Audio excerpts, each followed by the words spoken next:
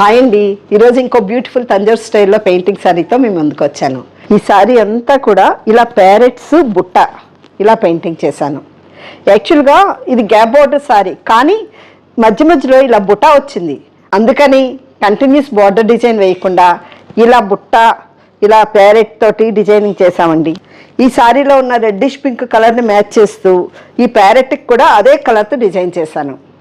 ఈ శారీలో వచ్చిన బ్లౌజ్ బ్యాక్ సైడ్కి ఇలా పెయింటింగ్ చేశాను. రిచ్గా ఇలా బుట్టలు ఇలా ప్యారెట్, అలాగే ఇది చూసారా, ఇదంతా కూడా క్రీపర్ స్టైల్లో పెయింటింగ్ చేశాను. అలాగే బోత్ హ్యాండ్స్ కూడా ఇలాగే ఇచ్చాను. ఎలా ఉంది నేను చేసిన ఈ పెయింటింగ్ శారీ? నచ్చిందా? నచ్చితే మీరు ఎవరైనా కస్టమైజ్డ్ పెయింటింగ్ చేయించుకోవాలనుకుంటే స్క్రీన్ మీద ఉన్న వాట్సాప్ నెంబర్కి మెసేజ్ చేయండి. Thank you. హాయ్ అండి, ఈరోజు ఇంకో బ్యూటిఫుల్ తంజావూర్ స్టైల్లో పెయింటింగ్ శారీతో మేము ముందుకు వచ్చాను. ఈ శారీ అంతా కూడా ఇలా ప్యారెట్స్ బుట్ట ఇలా పెయింటింగ్ చేశాను.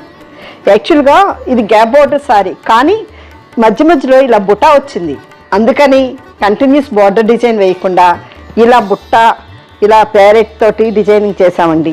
ఈ శారీలో ఉన్న రెడ్డిష్ పింక్ కలర్ని మ్యాచ్ చేస్తూ ఈ ప్యారెట్కి కూడా అదే కలర్తో డిజైన్ చేశాను. ఈ శారీలో వచ్చిన బ్లౌజ్ బ్యాక్ సైడ్కి ఇలా పెయింటింగ్ చేశాను.